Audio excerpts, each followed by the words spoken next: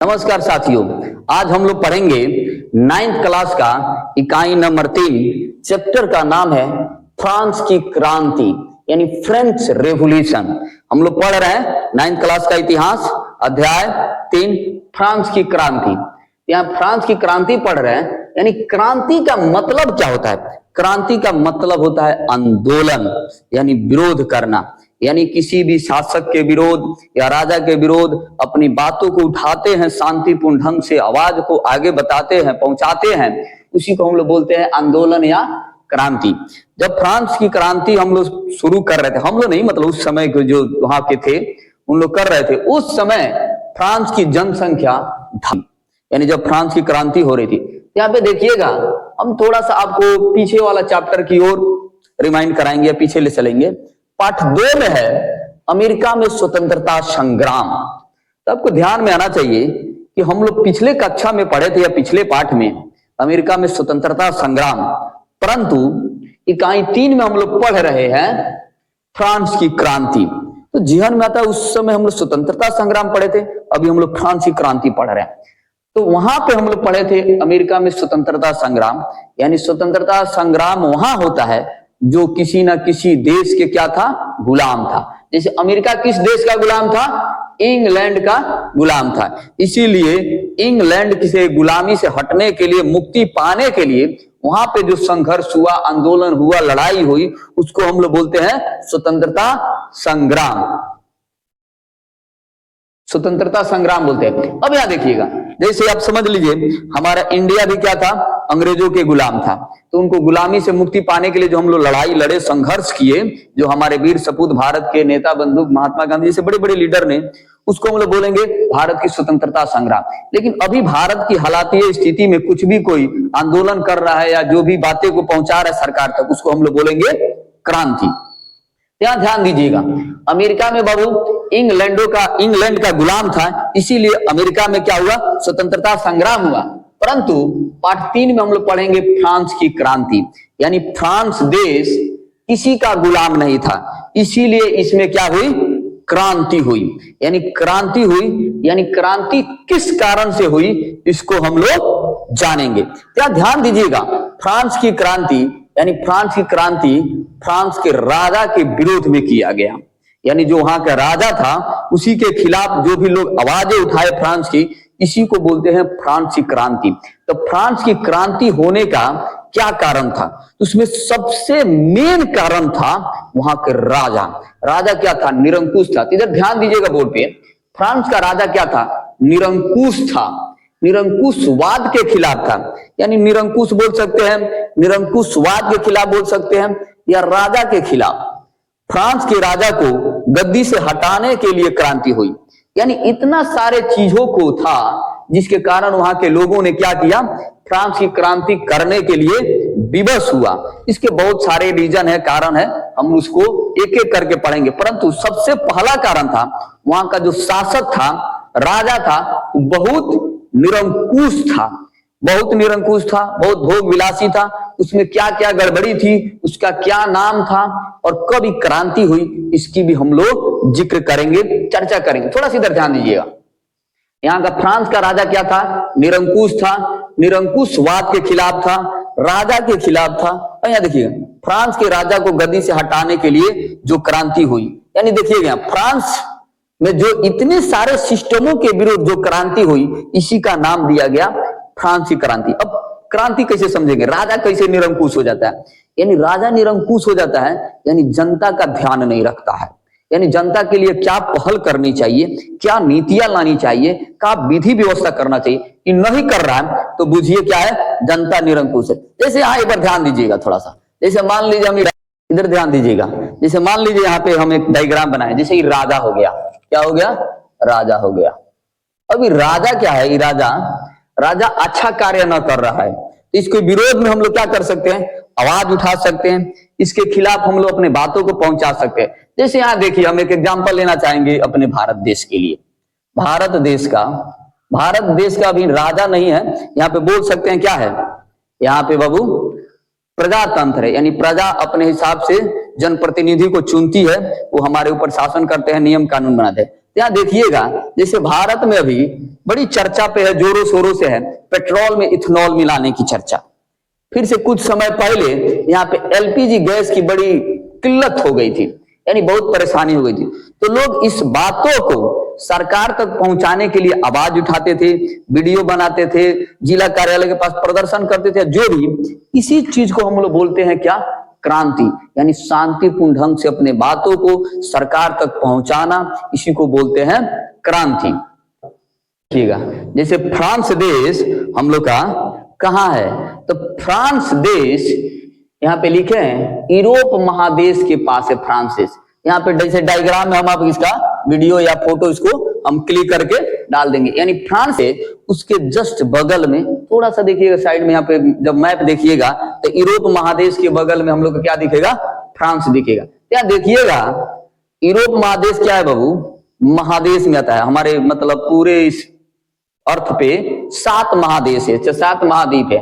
तो एक में आता है एशिया, दूसरा में आता है अफ्रीका, 3 में आता है उत्तरी अमेरिका, 4 में आता है दक्षिण अमेरिका, 5 में अंटार्कटिका, फिर 6 में आता है यूरोप। यानी इसी के पास में क्या है? फ्रांस है। इसी के पास में फ्रांस आपको मैप में दिखेगा। फिर आता है ऑस्ट्रेलिया। अब यहाँ देखिएगा एशिया में क्या आता है? हम लोग का भारत देश आता है, यानी एशिया महादेश में क्या है? हम लोग का भारत देश आता है। जो फ्रांस देश है यूरोप महादेश के पास में है, यानी जब मैप देखिएगा तो यूरोप महादेश के पास में हम लोग का क्या दिखेगा? फ्रांस।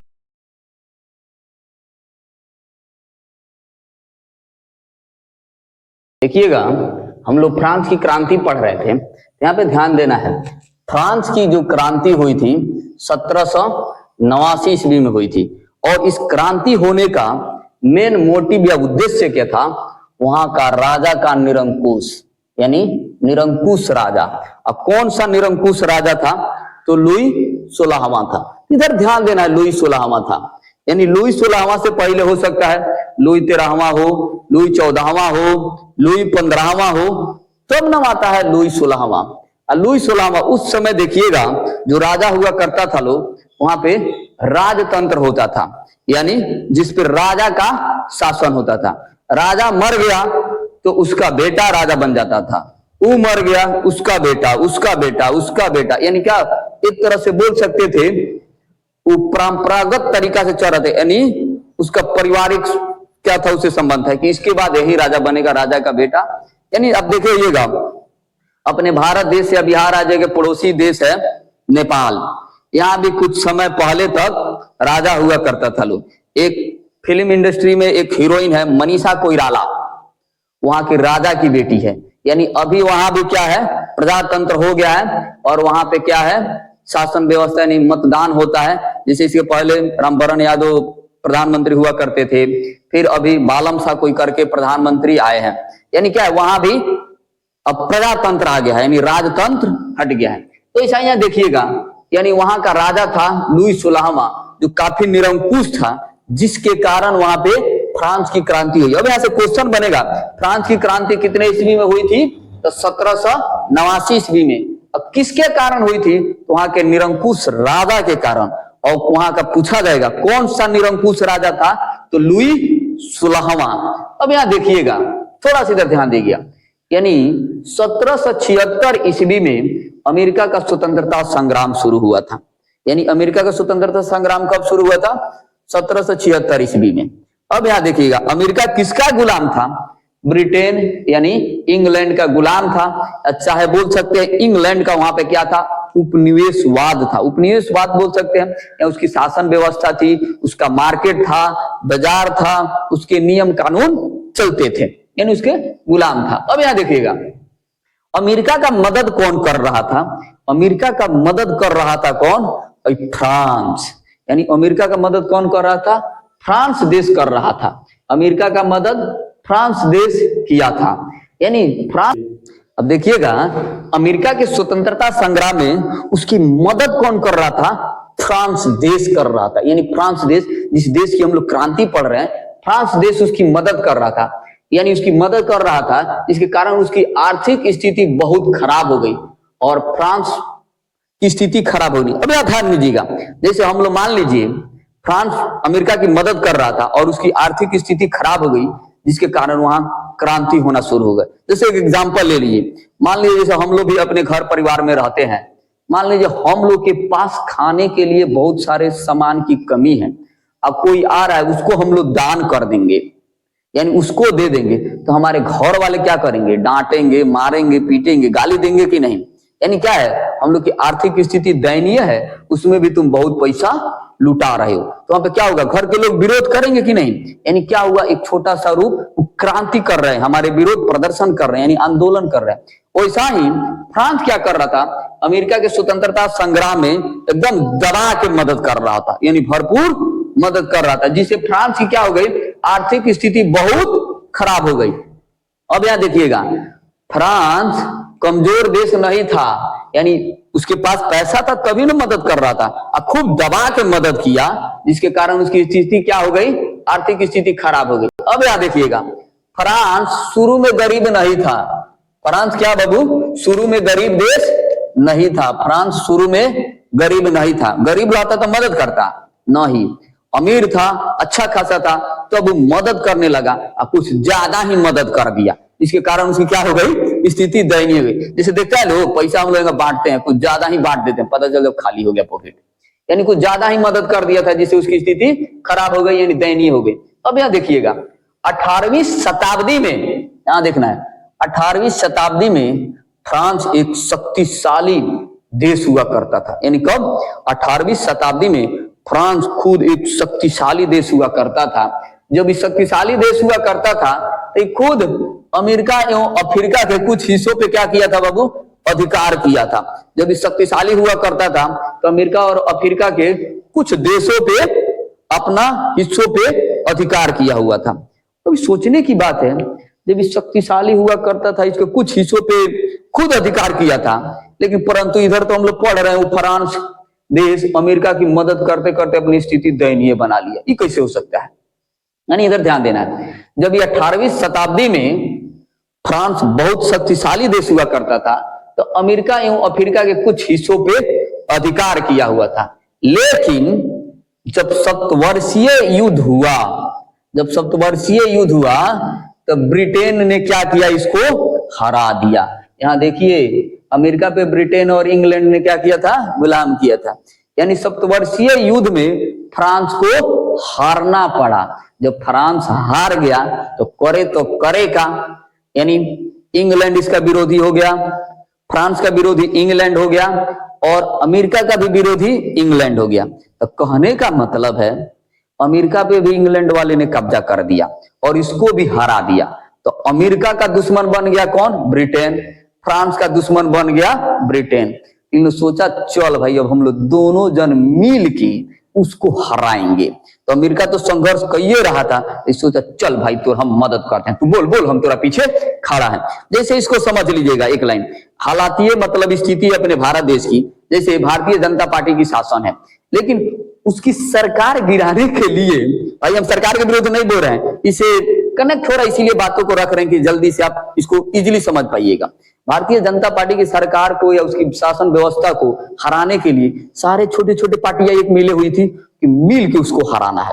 वैसा ही क्या किया था ब्रिटेन को हराने के लिए? अमेरिका तो संघर्ष किए रहा था, फ्रांस बोला चल भाई तू डर मत, हम तुम्हारे साथ है, मदद कर रहे हैं। यानी क्या कर रहा था कि मदद कर रहा था। अब देखिएगा, लेकिन सप्तवर्षीय युद्ध में ब्रिटेन से हारने के बाद फ्रांस का अधिकार उत्तरी अमेरिका से समाप्त हो गया और बाद में अमेरिका के स्वतंत्रता संग्राम में फ्रांस दबा दबा के मदद किया। अब दबा दबा के मदद किया यानी इसकी स्थिति कंगाल हो गई। जब वहां की स्थिति कंगाल हो गई तब तो वहां के लोग क्या करेंगे बाबू? क्रांति करना शुरू करेंगे कि नहीं? तो एक रीजन ये भी आ सकता है कि वहां की आर्थिक स्थिति खराब हो गई, जिससे लोग वहां के परेशान हो गए, आम जनता, और उन्होंने फ्रांस की क्रांति करने के लिए विवश हो गए। इसका मेन रीजन क्या था? वहां का जो राजा था लुई 16वां, वो निरंकुश राजा था। यानी ठीक है आप मदद कीजिए, लेकिन अपने पॉकेट में भी तो रखिए जो कुछ आपका काम चले। फिर हम लोग इसमें आगे और देखिएगा, हम लोग पढ़ रहे थे फ्रांस की क्रांति। इसका बहुत सारा रीजन जाने हैं लोग कि निरंकुश राजा था, आलसी राजा था और अमेरिका की मदद करने लगा, जिसकी उसकी स्थिति खराब हो गई। यानी लोग धीरे धीरे उसके विरोध में आवाज उठाना शुरू किए, यानी जिसके कारण फ्रांस की क्रांति हुई। तो फ्रांस की जो क्रांति हुई, फ्रांस की क्रांति कितने में हुई थी? 1789 ईस्वी में। और उस समय का राजा कौन था? लुईस 16वां। तो इस क्रांति का मुख्य कारण क्या था, रीजन क्या था, उसको जानेंगे। तो विशेष रूप से मुख्य रीजन 7 थे। यानी 7 रीजन में पहला रीजन या कारण था राजनीतिक कारण।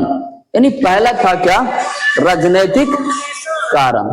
यानी पहला रीजन था राजनीतिक कारण। थोड़ा सा ध्यान दीजिएगा, राजनीतिक कारण था पहला रीजन। दूसरा रीजन था सामाजिक कारण। तीसरा रीजन था आर्थिक कारण। यहां देखिएगा, पहला कारण था राजनीतिक कारण, दूसरा था सामाजिक कारण, तीसरा था आर्थिक कारण, चौथा था सैनिक कारण और पांचवा क्या था? बौद्धिक एवं धार्मिक कारण। छठा क्या था? बौद्धिक कारण और सातवां था विदेशी घटनाओं का प्रभाव। यानी फ्रांस में जो क्रांति हुई या फ्रेंच रेवोल्यूशन आया, इसका मेन कारण 7 था। यानी हम लोग एक एक करके पढ़ेंगे। तो हम लोग नेक्स्ट वीडियो में फ्रांस की क्रांति का जो मुख्य कारण था, यानी पहला कारण था राजनीतिक कारण, इस पे हम लोग चर्चा करेंगे और पढ़ेंगे। फिर हम लोग मिलते हैं नेक्स्ट वीडियो में। तब तक के लिए धन्यवाद। जय